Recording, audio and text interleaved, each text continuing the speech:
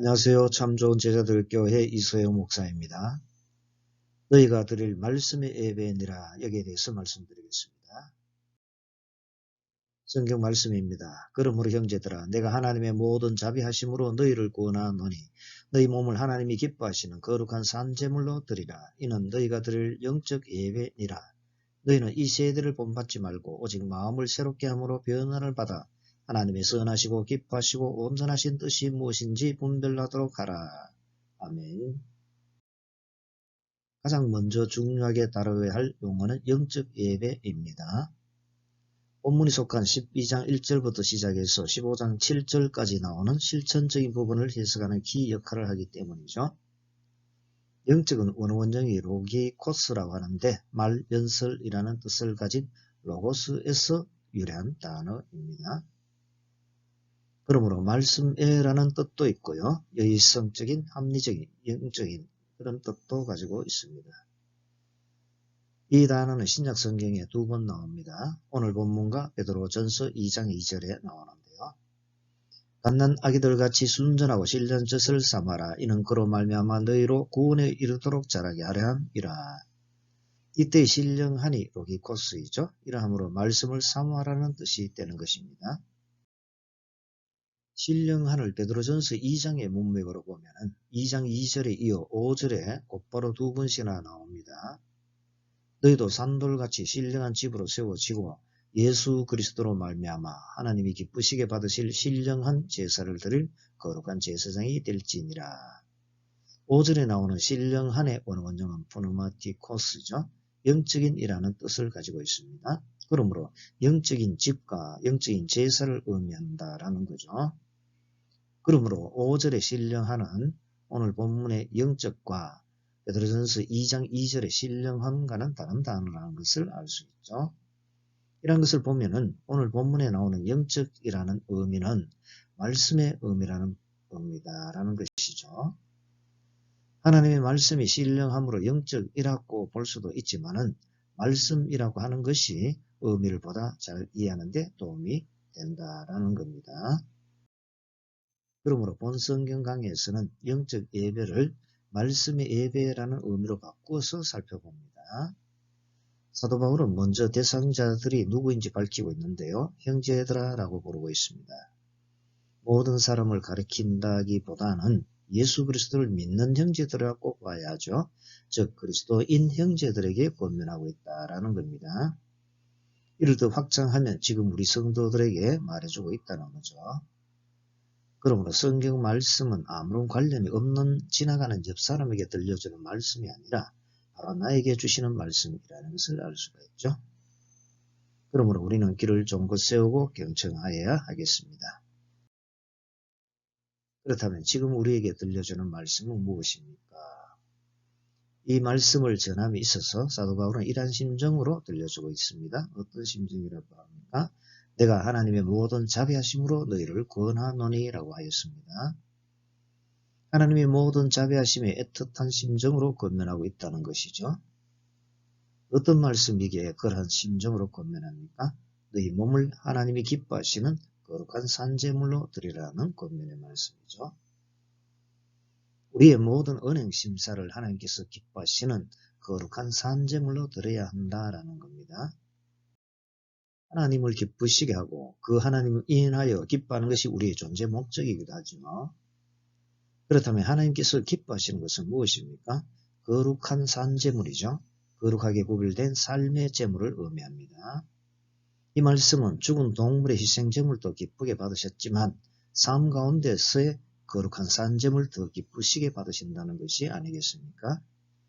편리하게 동물에게 안수해서 희생제물에게 전가해서 제사 드리는 것보다는 다소 힘이 들지만 우리 자신을 산채로 드리는 것을 원하신다는 것을 알 수가 있죠. 그런 것이 가치 있는 제사요. 하나님께서 기뻐하시는 제사인 거죠. 이러한 제사는 영적 예배, 곧 말씀의 예배인 거죠. 그렇다면 어떻게 하여야 거룩한 산제물이 될 수 있겠습니까? 말씀에 순종할 때 될 수 있습니다.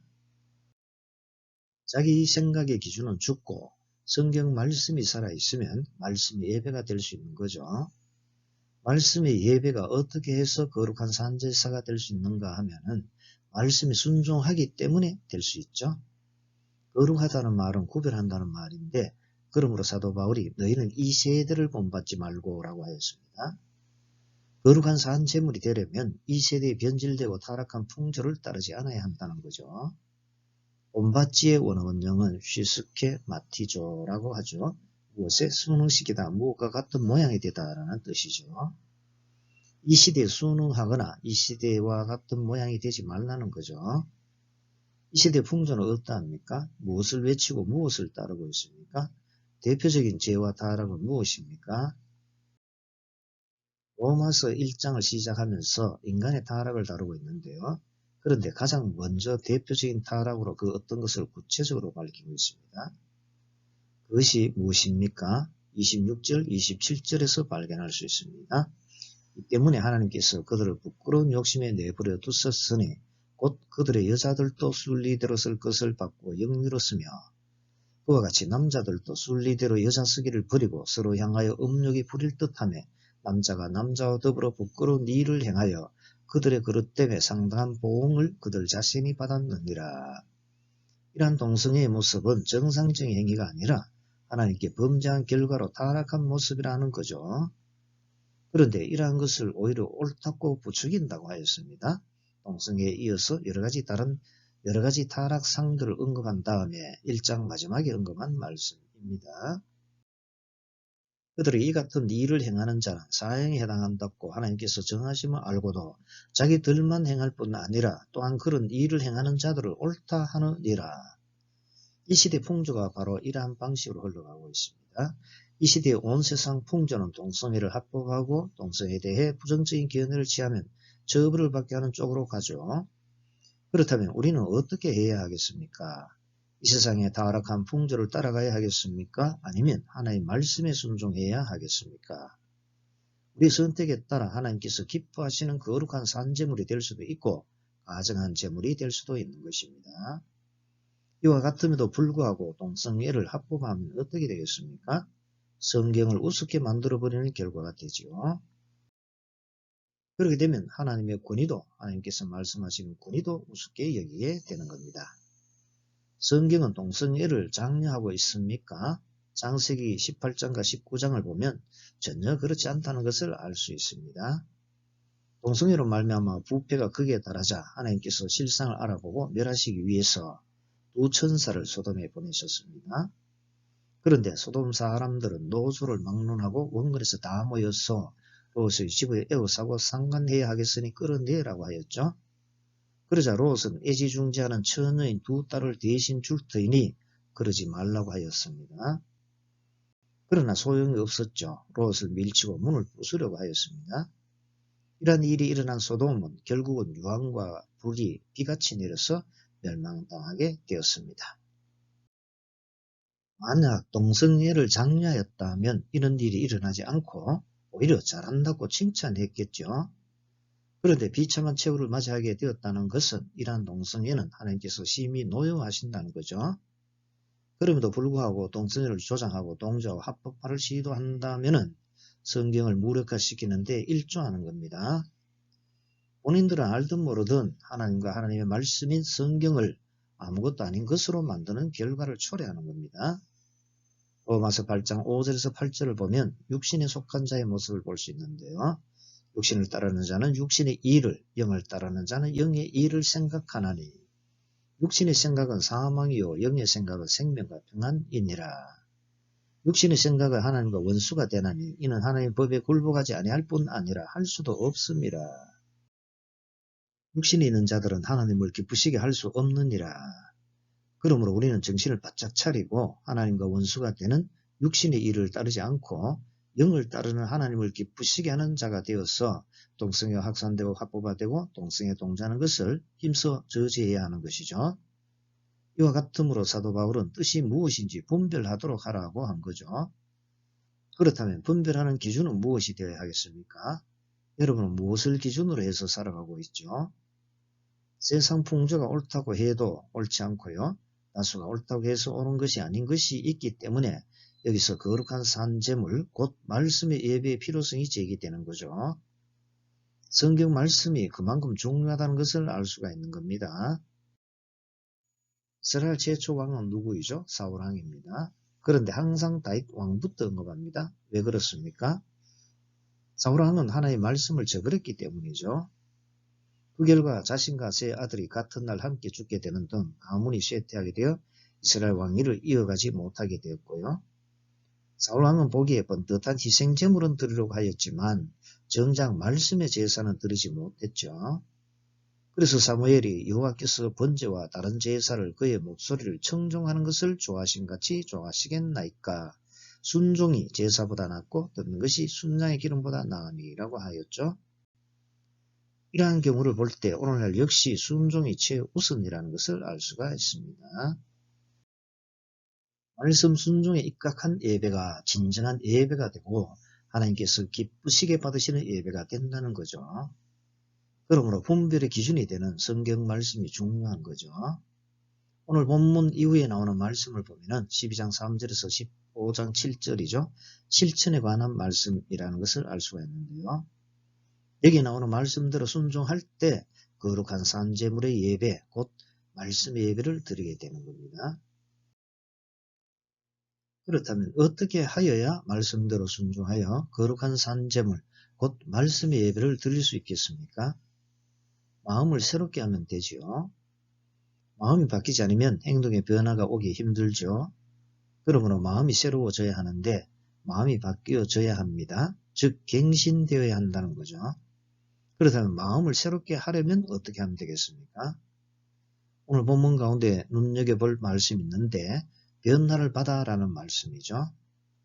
원어 원형은 메타몰포라고 하죠. 다른 형상으로 바꾸는 것, 즉 변형하는 것이죠. 다른 형상으로 바꾸어서 변형되는 것을 의미합니다. 그런데 사람이 이렇게 스스로 변형하지 못하죠. 노력하면 조금 좋아지는가 하면 곧바로 원위치하곤 하죠. 그러므로 하나님의 은혜를 입어야 하는데요. 이러함으로 메타몰포를 문법상으로 보면은 수동 명령형입니다. 변화하라는 것이 아니라 변화가 되라는 거죠. 이러한 변형은 우리 스스로 해결하기 어렵습니다. 그러므로 성령님의 새롭게 하심의 은혜를 힘입어야 변화하게 된다라는 겁니다. 약속하신 성령님을 예수 그리스도를 통해서 하나님 아버지께서 부어주실 때 해결을 받게 되는 겁니다. 그러므로 이에 대한 말씀을 앞서 로마서 8장에 언급해 놓은 건데요. 율법이 육신으로 말미암아 연약하여 할 수 없는 그것을 하나님은 하시나니 곧 죄로 말미암아 자기 아들을 죄 있는 육신의 모양으로 보내어 육신의 죄를 정하사 육신을 따르지 않고 그 영을 따라 행하는 우리에게 율법의 요구가 이루어지게 하려 하심이니라. 이렇게 할 때 하나님의 선하시고 기뻐하시고 온전하신 뜻이 무엇인지 잘 분별하게 되고 잘 순종하게 되는 겁니다. 그리하면 거룩한 산제물이 되고 다시 말해 말씀이 예배가 되는 거죠. 오늘 본문 이후에 나오는 실천의 말씀들을 잘 지켜낼 수 있게 된다라는 겁니다. 고린도서 2장 12절에서 14절을 보면은요. 성령님으로 말미암아 분별하게 된다는 것을 볼 수가 있는데요. 우리가 세상의 영을 받지 아니하고 오직 하나님으로부터 온 영을 받았으니 이는 우리로 하여금 하나님께서 우리에게 은혜로 주신 것들을 알게 하려 하심이라. 우리가 이것을 말하거니와 사람의 지혜가 가르친 말로 아니하고 오직 성령께서 가르치신 것으로 하니 영적인 일은 영적인 것으로 분별하느니라. 이에 속한 사람은 하나님의 성령의 일들을 받지 아니하나니 이는 그것들이 그에게는 어리석게 보이며 또 그는 그것들을 알 수도 없나니 그러한 일은 영적으로 분별되기 때문이라. 이렇게 영적인 분별력을 가지고 말씀들을 순종함에 있어 유의해서 봐야 할 부분이 있습니다. 그것은 무엇입니까? 본문 이후에 나오는 말씀 예배의 규칙을 보면은 하나님을 향한 직접적인 예배에 대해서는 거의 찾아볼 수 없다는 겁니다. 예배를 언급하면서 하나님을 향한 직접적인 언급이 별로 없다는 것은 놀라운 사실이죠. 12장 11절에 부지런하여 게으르지 말고 열심을 품고 주를 섬기라는 말씀 이외에는 놀랍게도 하나님을 향한 규칙보다는 삶 가운데 행하여야 할 규칙에 대한 것을 대부분 언급하고 있는 것을 볼 수가 있습니다. 예배당에서 하나님께 예배를 잘 드리면 제대로 예배를 드렸다고 할지 모르지만 오늘 본문 이후에서 보면은 그렇지 않다는 것을 알 수 있습니다. 삶 가운데 대하게 되는 권세에 복종하고 만나는 사람들에게 잘 대하고 그리스도인 형제와 우애하는 것이 곧 하나님께서 기뻐하시는 예배를 드린 것으로 본다는 거죠. 하나님께서 기쁘시게 받으시는 거룩한 산 제물은 하나님께서 말씀하신 대로 드리는 예배인데요.